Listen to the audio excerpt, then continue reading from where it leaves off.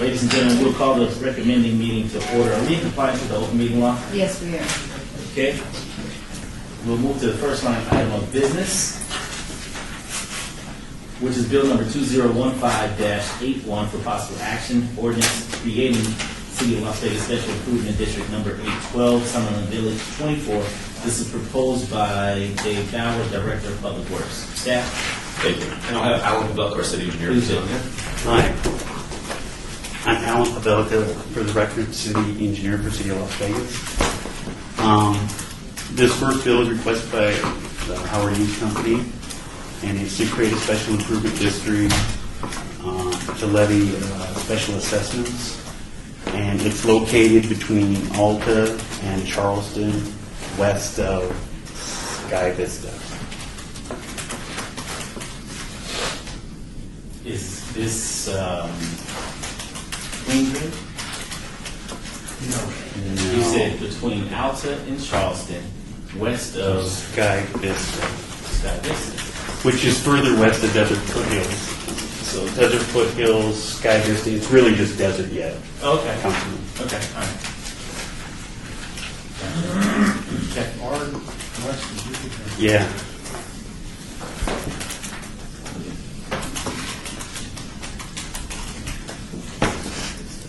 Okay. Is there anything additional you'd like to share? I have some more information, sir. It's to form a special improvement district to levy special assessments and to issue one or more series of bonds to provide for the construction, acquisition, or furnishing of certain public improvements within the district. This ordinance orders the creation of the special improvement district for the purpose of acquiring projects according to the benefits received by the parcels of land within this district. Okay. So having said that, with the special improvement district, the improvements will be levied upon the developer or the owners that move into the development itself. They're prorated to each homeowner at a certain point, but it is to the developer, and it's for water lines and the roadways within the development. So it'll be attached. Chairman, if I may, the special improvement assessment is assessed to the property owners of record. So initially it could be the developer, but eventually as it's developed and the parcels are sold, it passes right on to the owner of record on the parcel. And the bond that we talked about in item 5 are secured solely by the value of the property that's paying for the assessment. And it's all for infrastructure for the new village. So let me ask you this question, just from dissecting this development out. For this parcel of land, for the special improvement district and pass over to the developer, will the developer be able to make more money off of the special improvement district than what No. they would pay us for? Certainly there aren't going to be any parcel sales without infrastructure. So the developer's got to pay for the infrastructure one way or another. This by doing the SID bond, it's an easy way for them to develop the capital, to do the infrastructure in order. Yeah. So ultimately, the cost is always going to go to the buyer. Ultimately down the road, the ultimate buyer of the house or the commercial property, whatever it is going to pay for the cost of the infrastructure that allowed the development to be built to begin with. I get that. And there's no markup, but obviously nothing gets built, nothing can be sold if there's no infrastructure. Well, I'm not necessarily saying a markup, but say for instance, if they split the parcels up into 1 million pieces. That's just math. That's no, there's no mark. Again, the Public Works would reassess if the parcel gets broken down to the individual residential lots. It's just math. The Public Works would do the process to split out. Well, that's what I'm getting at. It's a mathematical process. If it was a one-shot fee, then the developer could break it up into 1 million pieces and charge 1 million people. the same number, which would basically be more than what they paid us for the infrastructure. We do the assessment. Okay, thank you. Why don't you share that? That's one. Thank you, Mark.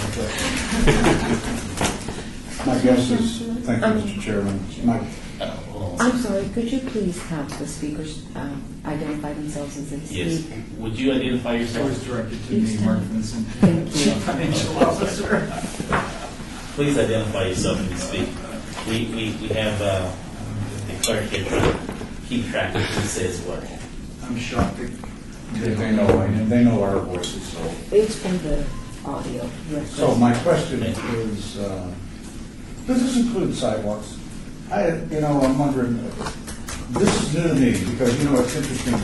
There is no new development in Ward 3 like this kind of thing. This has been the province of the western part of town, and so I am curious, if this is how it is always done, then it's new to me, because I always thought that you would have already said to the developer, you provide all of these things, and you pay for all of these things, and you just do it, and then we will approve what you want to do, and we will let you build. So why this process? Can somebody answer me that question?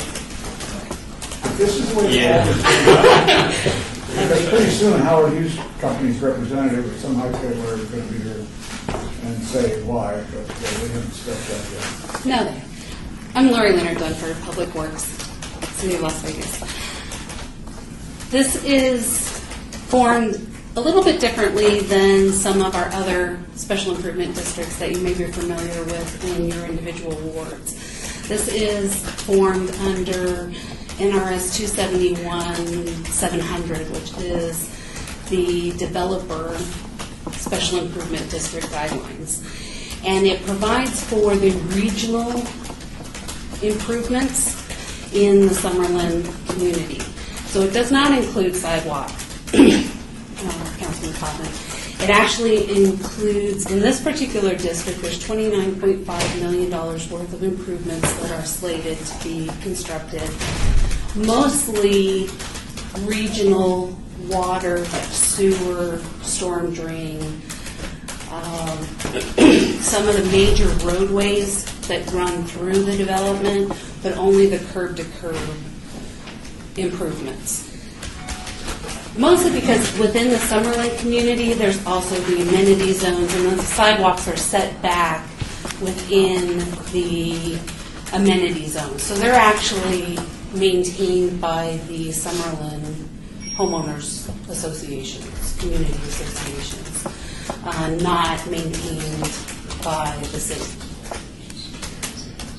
So here, in this particular case, it looks like each individual property owner is paying for something that the developer does not want to pay for.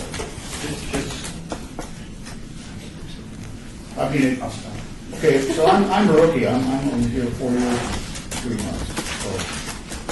So, I'm glad to know that my assumptions were wrong, and that we cannot apparently force it while we do these things.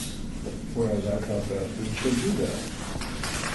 That had to be a portion of the cost of doing business, to provide a ready-made infrastructure And for the within, residents that they are providing in this planned community. absolutely, and within a this is within a master plan community, and so that is a little bit more of the exception, I think, in this case. This is a master plan development, so they have different standards. It's a larger development, and so Howard Hughes petitioned the city to form a special improvement district to pay for part of these regional type improvements. Excuse me, how large are the lots? How large are the subdivided lots? The subdivided lots in this particular community are a little larger because of the elevation changes.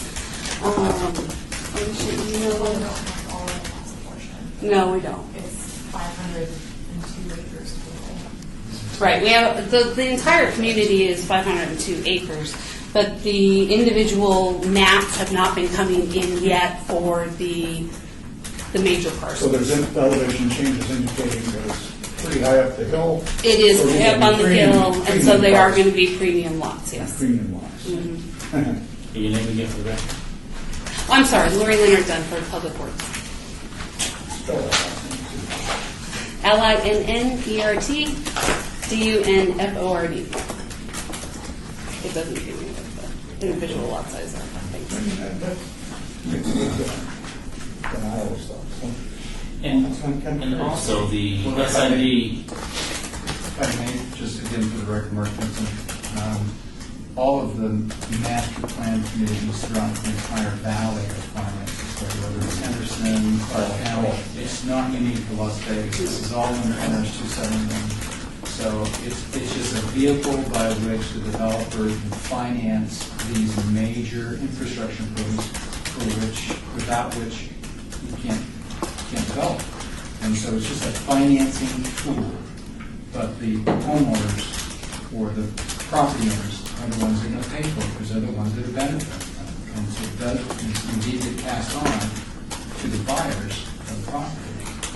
That's just a mechanism. And the for major all underground difference, utilities, it is for wet utilities, so it would be water, sewer, and storm drains. So nothing It does about- not pay for the dry utilities. The dry Right. So utilities are it's paid easy. for by NV Energy Southwest Pass.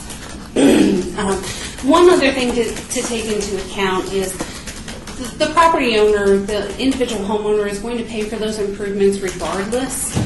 The difference is with the special improvement district, they pay for it over time. So they're going to pay for these regional improvements over a 20-year period, the course of the SID, whereas if it were in a smaller residential development, those costs of those improvements would be included in the cost of that individual home. And it would just raise that price of that individual single-family home, whereas these would then be prorated over the course of that 20 years. That's just the difference. Yeah. Is there anyone else wishing to speak on this item? If so, please come forward and state your name for the record. Seeing none? Council? All in favor? Aye. Aye, so moved. Thank you. And this bill will be eligible for adoption at the city council meeting on October 21st. How much is that in your order? I think it's about 424. 500 acres, that's what we did, yeah. Bill number 2015-82 for possible action, ordinance concerning City of Las Vegas Special Improvement District number 812, Summerlin Village 24, and assessing the cost of local improvement against the assessment of property benefited by the local improvements proposed by David Bauer. Staff? Alan Pavelka for the record. The Howard Hughes Company, the developer, has requested that the city form a special improvement district to levy special assessments and to issue one or more series of bonds to provide for the construction, acquisition, or furnishing of certain public improvements within the district. This ordinance concerns levying and assessing the cost of local improvements from the assessable property or the parcels benefiting by those improvements. Okay. Is there anyone wishing to speak on this item? If so, please come forward and state your name for the record. Seeing none? Question. Question? No, okay. Explain the difference between this one and the first one. Since it's the same village, within the same, area, using the same method of financing. Alan Pavelka for the record. The first one creates the ordinance, Councilman, and the second one is the assessment portion of it. But it's the same village. Yeah. We create the special improvement and then we allow for the assessment I to see. take Okay. place. All right. That's what it takes. And now I move for approval. All in favor? Aye, so moved. This bill will be eligible for adoption at the city council meeting on October 21st. Yeah. This little village, Yeah. billionaires. It's a nice little bill. Oh, yes. Bill number 2015-83 for possible action, ordinance authorizing the issuance and sale by the city of Las Vegas, Special Improvement District number 812, Summerlin Village, 812, local improvement bond series 2015, improving the form of certain documents with respect to such bonds and ratifying action taken by city officers toward the issuance of such bonds. $29,500,000 capital projects funds, special assessments, Wards 2, proposed by Vanetta Appleyard, Director of Finance. Note the item should reflect Summerlin Village 24 and not Summerlin Village 812. Vanetta For that Alpert. correction. Good morning, Vanetta Alpert, Director of Finance. This ordinance allows us to now go out and get the bonds in order to finance the improvements that have been discussed in the previous two items.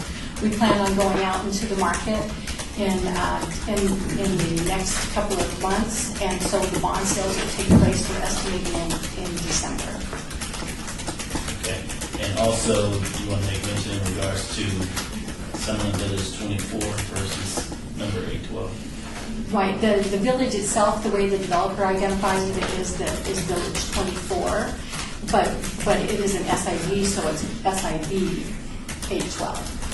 So it's the number that we keep track of because there's several out there. Okay, great. Anyone from the public wishing to speak on this item, so please come forward to station and be ready.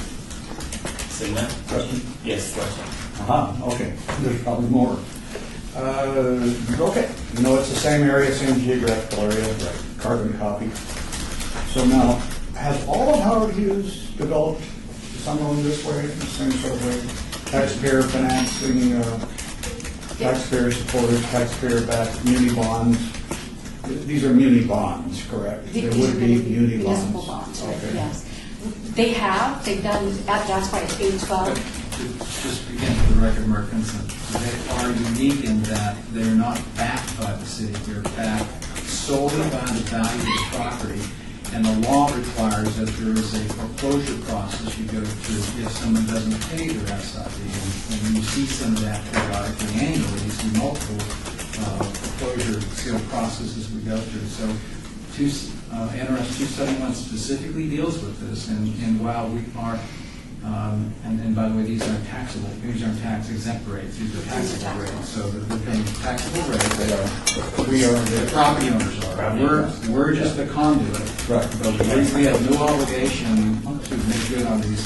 The foreclosure process is you go to the person who hasn't paid their SID, and it's a process by which you either get them current or they actually do the process.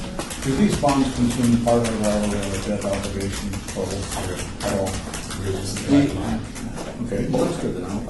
Okay, then the next question is, what if the cost of construction of all the wet stuff is more than $29,500,000? Then Howard Hughes would be responsible for paying for those improvements, and we have, I believe we have bonds in, construction bonds that are there that say that they will complete the project Okay, as. thank you. Anyone from the public wishing to speak on this item, so please come forward to station and be ready. Seeing none? Council? All in favor? Aye. So move. This item will come before City Council on October 21st. That was a serious Yeah.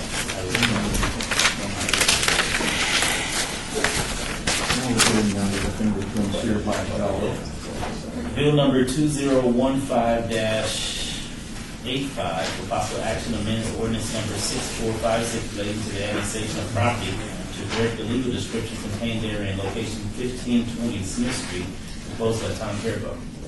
Zach? Yes, Valesky, Deputy City Attorney. This, a meeting or two ago, the council adopted this annexation ordinance, and unfortunately, the people drafting the bill, I don't know who does that, but it must be me, put in a legal description from Cheyenne Avenue instead of Smith Street. Inaccurate.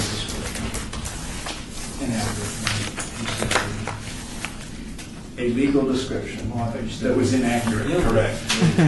A legal description that was inaccurate in the ordinance, and so this strikes the bad description and puts in the right description. Illegal could be a word. It could. It could be very well. It could be In fact, not I would- illegal or not. Very good. I agree. So we corrected that? You're correct. Okay. Is there anyone from the public wishing to speak on this item? So please come forward to station and for the record. Seeing none? Council? Move the vote. All in favor? Aye. Aye. Where's Smith Street? Are you in or out? Oh, I'm in, man. Okay. All the way, well, where's Smith Street? Is it aye or nay? Oh, that was an I, yeah, yes. So moved unanimously. The question is, where is Smith Street? So moved.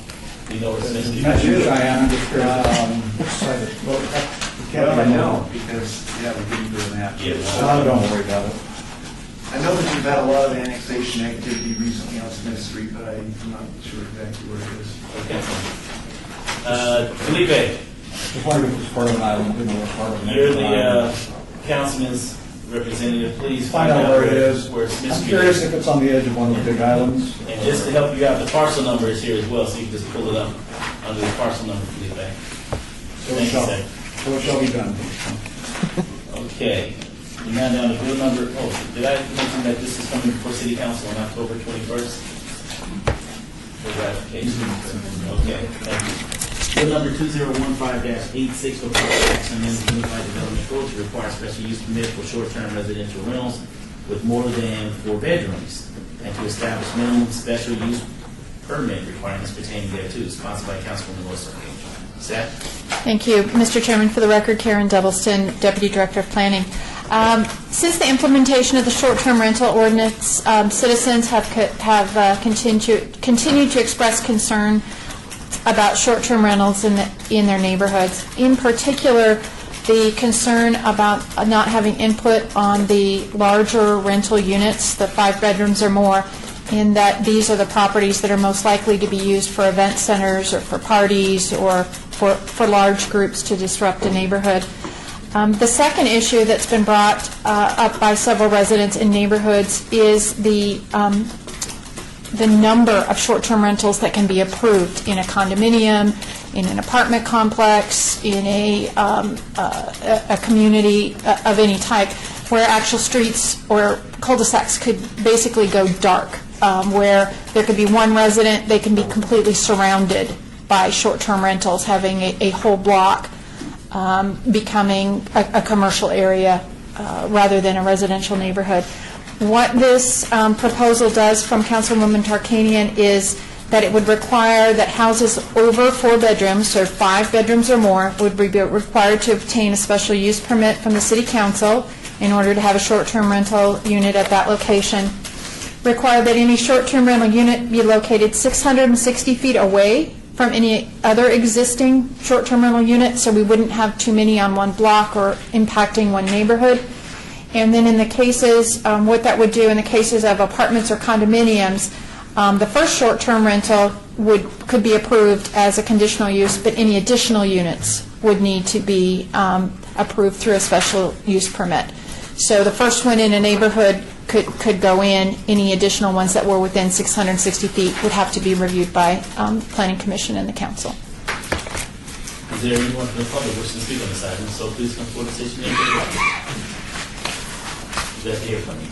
Come on, you can come up as well, man. Yes, sir. We have a seat for you right here. This is on Cheyenne and Smith. It's closest to Smith is. Yes, sir.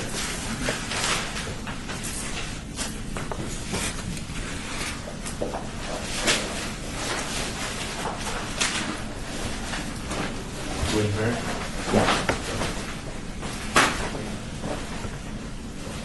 Welcome again. Thank you.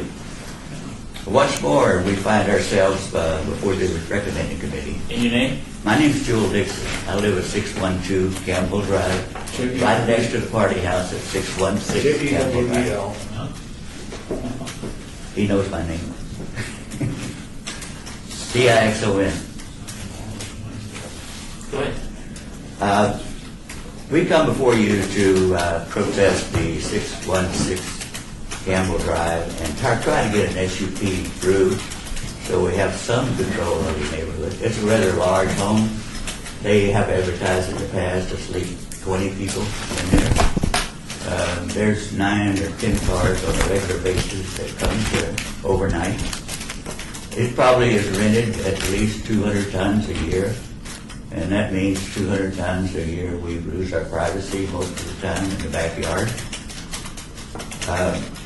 I've collected over 220 petitions supporting this SUP in the past, and all but one have agreed that we want some type of control over these large homes and these nightly rentals. We've had all kinds of problems in the past year. There's the opposition on this is those people that want to rent homes, pay for them in 5 or 6 years, and make a lot of money on them at the expense of the neighborhood.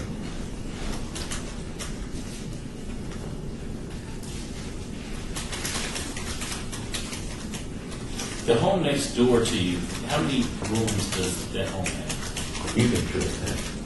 It was built in 1990, the same as ours, same contractor lived in our house. It's actually 4 bedrooms, and then they have a carport, and I do believe they've added up above, and they've also changed their utility room. At one time, beginning back in April 2011, they advertised on the internet Suites 28. Well, let me just also share this for the record, that the item before us is not pertaining to the home next door to you, as you know. The ordinance before us is to determine whether or not we're going to provide a special use permit for residents that are 5 bedrooms or more. But if you can tie in your conversation with the application before us here today, the ordinance before us today, and possibly use, for example, issues that you face due to what's taking place next door to you, that would be helpful to keep us on track with the item before us. I have a question. Yes, I ma'am. wondered if there'd be some clarification. We need an answer. On 7, Your name for the record, please. Pat Fleck, that's right, I see that. On number 7 here, it says, with more than 4 bedrooms. Number 7 on here says has no more than 4 bedrooms. Which is it? Is that a contradiction? What are you looking at? So that I see this, right? Right, number here, under the bill, number 7. Which one? 7, Number line 7? 10, Line 10? has no more than 4 What bedrooms. page are you on? No, she's looking at the, 2. the agenda page. No, but she's. Ordinance number, bill number. It's page 2, I believe, line 10.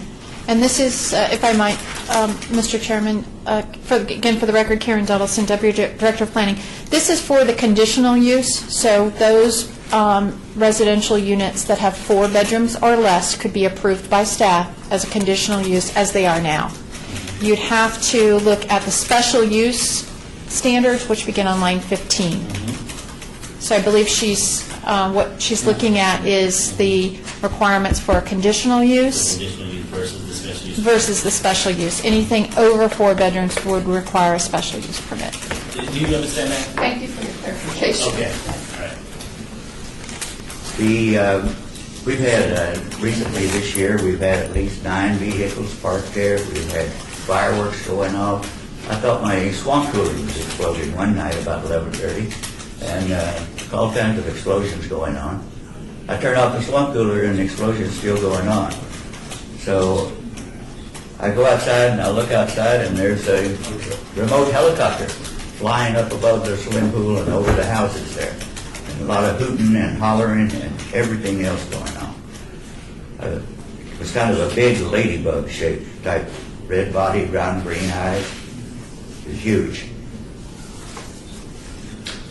That one we called the police on. We filed a complaint. I'm not sure what happened to the complaint. We've had nightly disc jockeys, wedding chapels, general party house for all occasions, wedding bands, outside catering, commercial buses to 25 or more, prostitutes arriving and departing.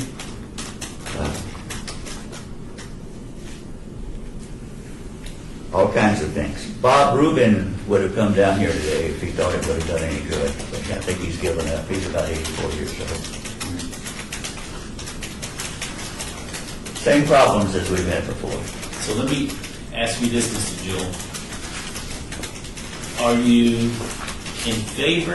We're in favor of the Opposition SUP. to the SUP, We support the SUP wholeheartedly. but wishing that it would have been to protect the 4-bedroom as well versus just the 5 or more. Well, Pat says 4 bedrooms, but they've got 6 or 7 rooms in the main house, and there's 2 rooms out in the back house. So there's more than 4 bedrooms there. So then this ordinance will apply to It would apply to 616. to the home next door to you? Yes, sir. Okay. The county records, I do believe, before I went to the county and got copies. And they don't want an inspector there. Let me ask this question, Mr. Delsey. In the event that the county record shows that a parcel has 4 bedrooms, however, visibly, your staff goes out, investigates, and identifies there are 6, 7, 8, 10 bedrooms on the property. How do we handle that in relation to the special use permit? One of the- 5 or more.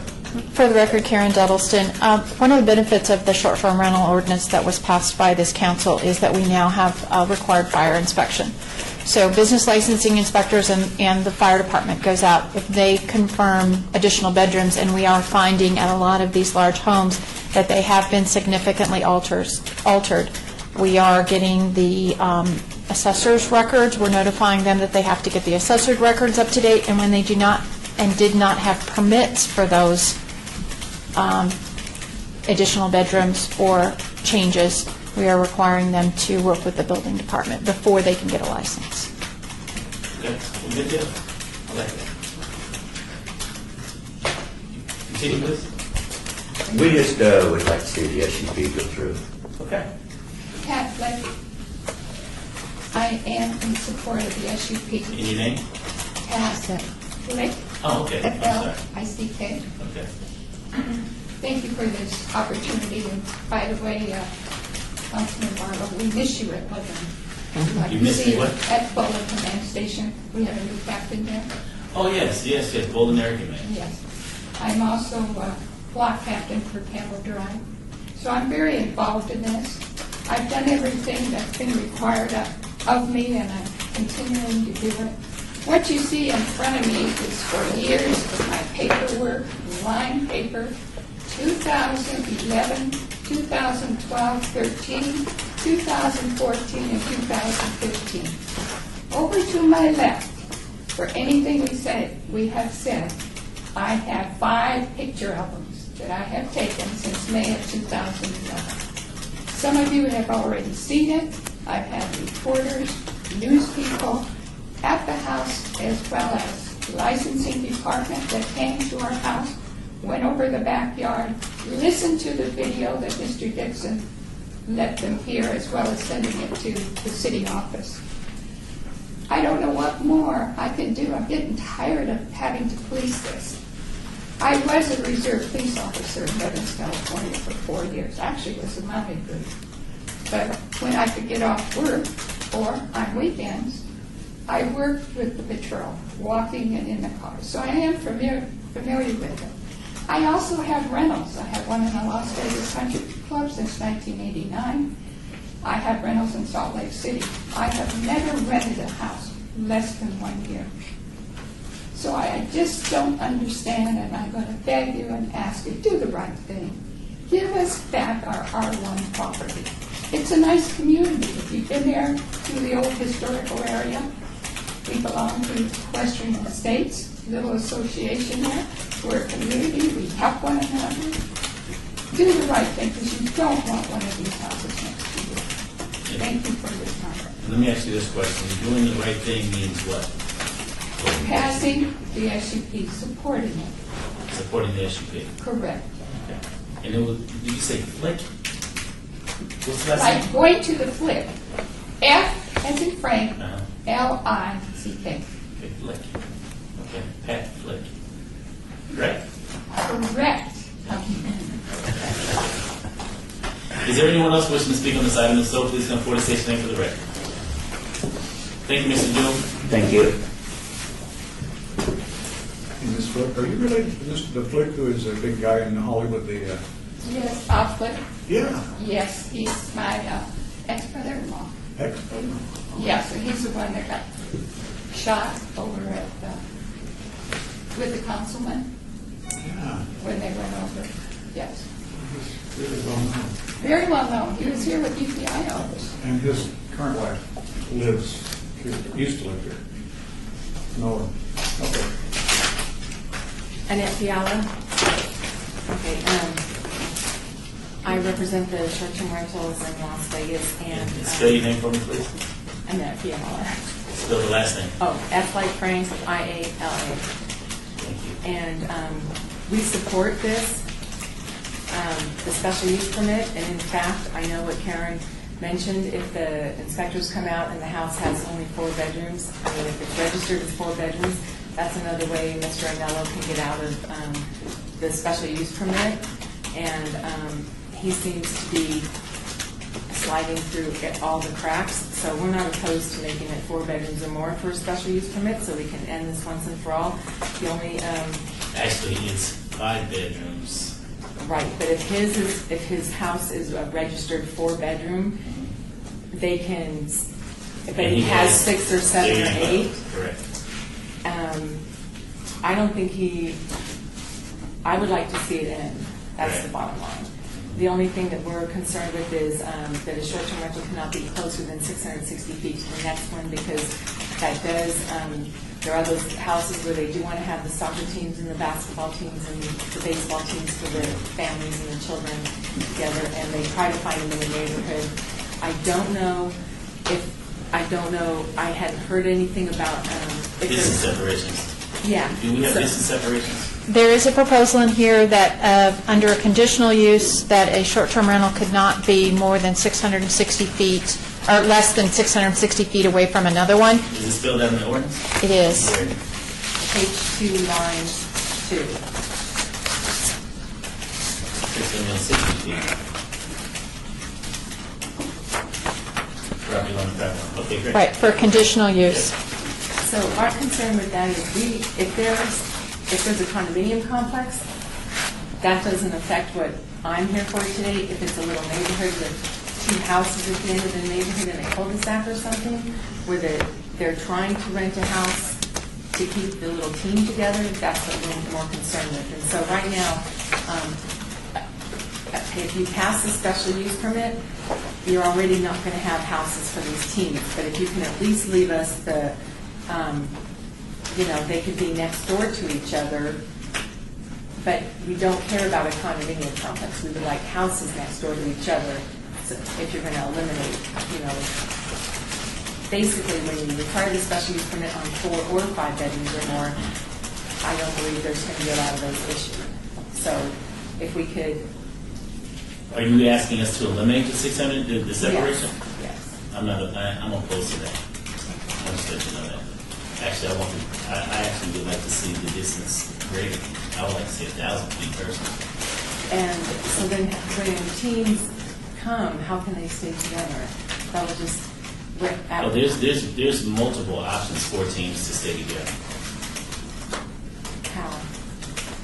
Hotels, motels. They're trying to. We have a lot of hotel rooms in the city of Las Vegas. I know, they want a house. Well, I'm pretty sure they do, but there's issues in our neighborhoods, and so for me, I would actually like to see it greater. So I'm not going to move to remove that. Okay. Okay. Thank you, though. I would like to add one quick thing. Please come back forward so Okay. we can keep the meeting flowing. And your name for the record once again. Jewel Dixon.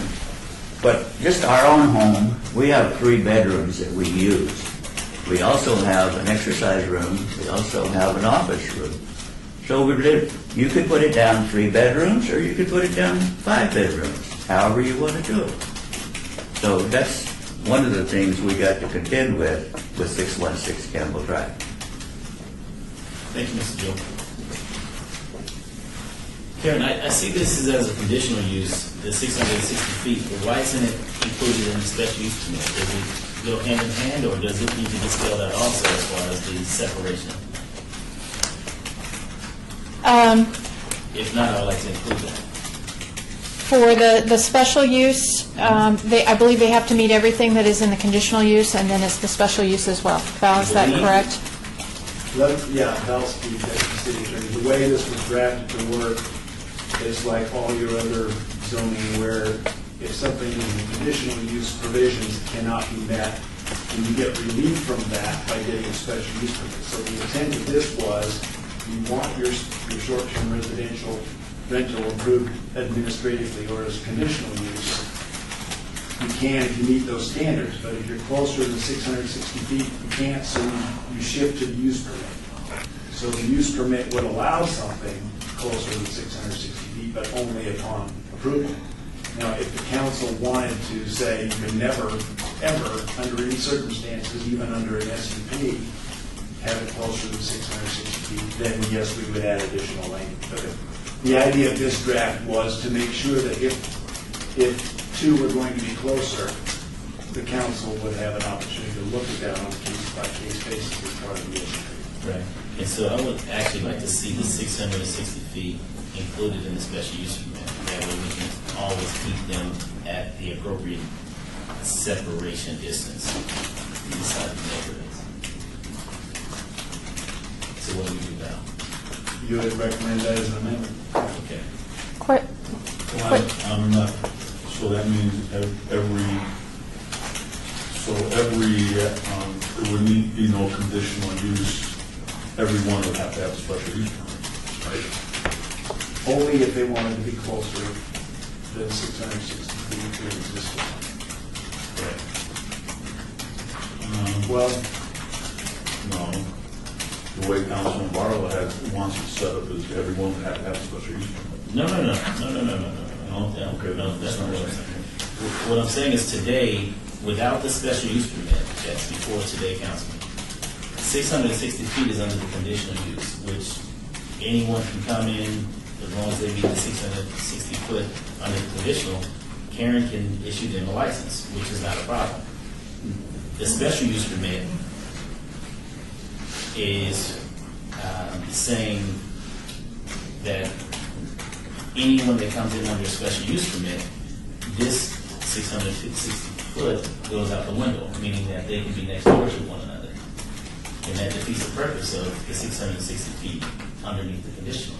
I'm saying we need to keep the 660 feet in the conditional as well as special use permit so that they all remain at the same distance, whether it's under conditional or special use permit.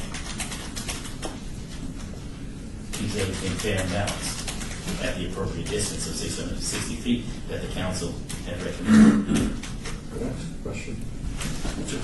Can I ask a question? Does that mean that every structure or residence built within 660 feet of a approved party house would have to have some sort of additional paperwork to be allowed to be built? It would be by the property and ownership. So most of those on the assessor's records, whether it's above the garage or something like that, those bedrooms are included. But those are already included? Yes, yeah, they are an address. Would the proposed amendment create any additional burden on housing, additional housing or changes to housing other than is already covered under the code? I think the issue that just the clarification we would like to understand is what to do with those apartment complexes, those condominiums, those joint tenancy places where we have more than one unit wanting to become short-term rentals. At what point is it a hotel? Is it just one unit in those complexes? Is it more than one unit that can do that in those complexes? If it's 660 feet even with an SUP, then it would be one unit per address. And that's the reason why the 660 feet should be within that, because it eliminates those rental units from being able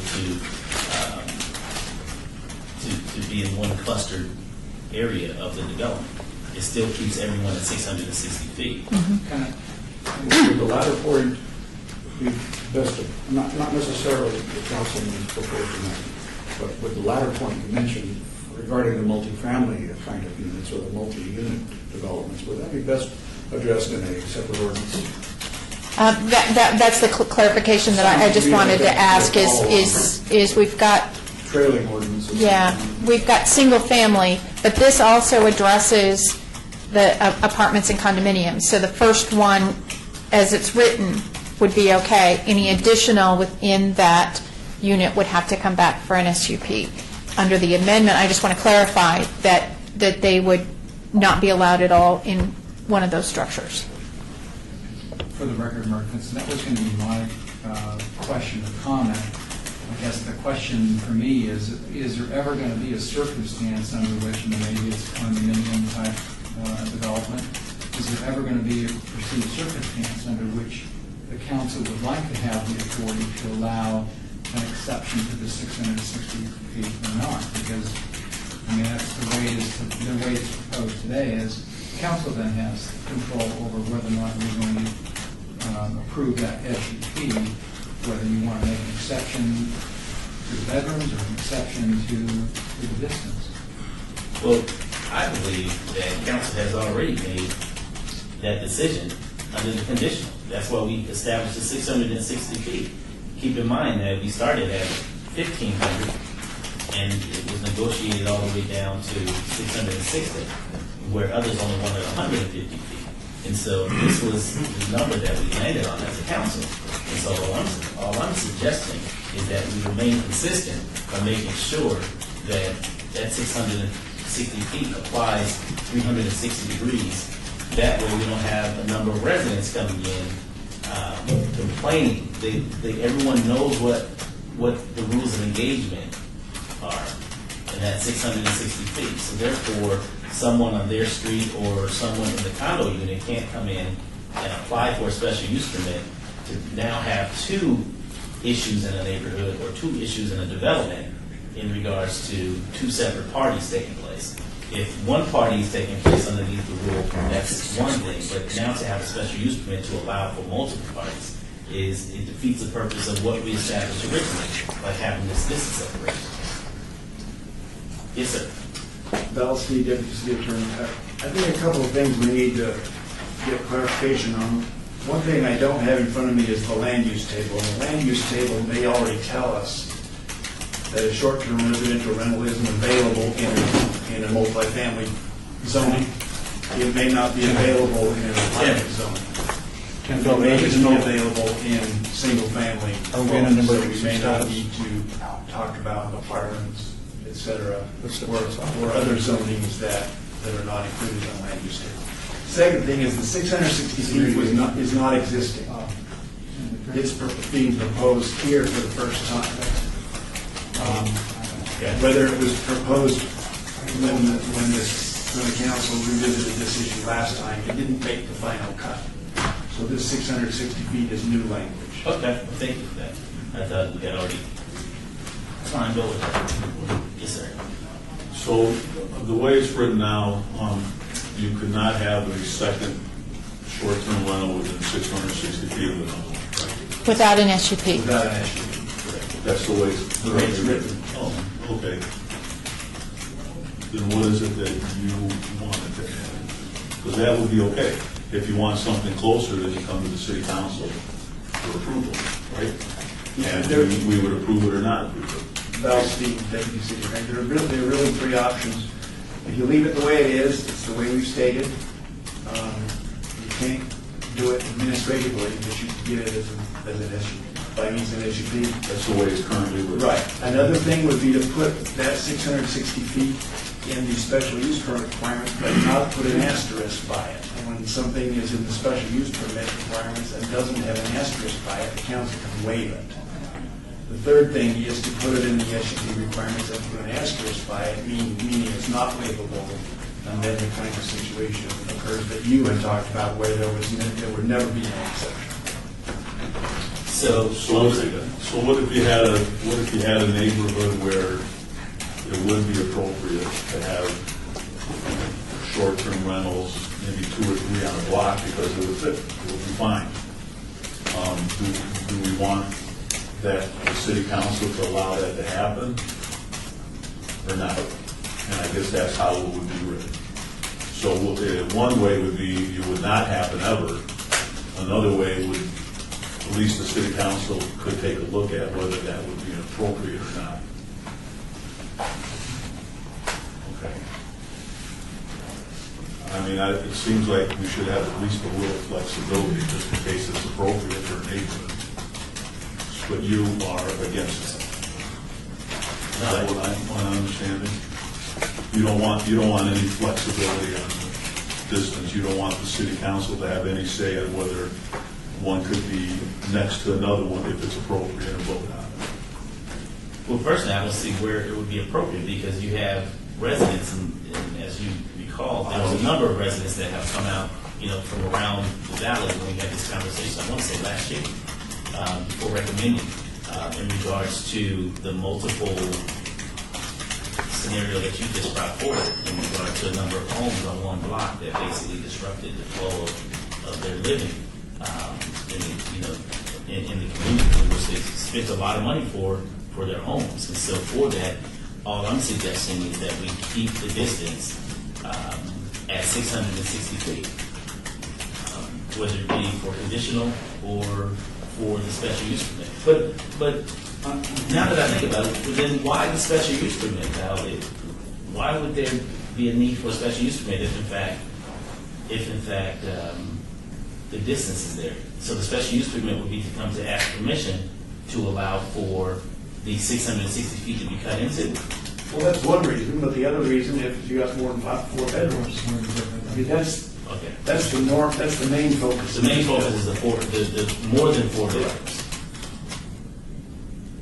And so I happen to throw in the distance separation on top of that. Right.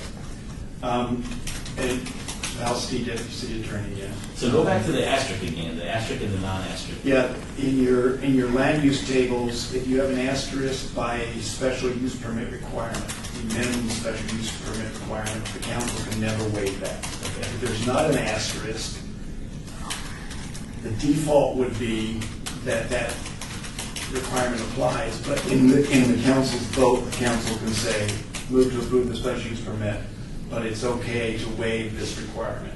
That's the way it works. That's no different than the special use permit.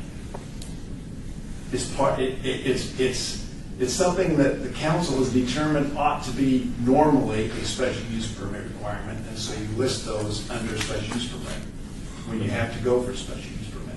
So can But we it gives the list council- it without an asterisk, which Correct. provides the flexibility? Yes. Okay. Then why don't we do that? Okay. Because I just wanted, I'm just looking, Councilman, I'm just looking out further into the future in regards to making sure that we provide levels of protection for members of the community so that the council will know that, future councils will know that there was a lot of time and attention placed on why we position, these new laws the way we did it. I'm just thinking maybe it would be appropriate to have a couple next to each other, and the public would have input, the city council would vote on it. Maybe that would never happen, but at least there could be discussion on it. Unless there's an asterisk. Then we'll do it without the asterisk, that component. So is that still an amendment? It would be a proposed first amendment, yeah. Proposed first amendment, so, I'll move for approval but I'm not sure if I closed or opened distance. You did. the public comment. Oh. You did. You did. I did? Okay. All right. Well, there is a necessary amendment, isn't there? So I would move for approval with the amendments so stated by Val Steed to accommodate Councilman's worry about the distance. In essence, the second council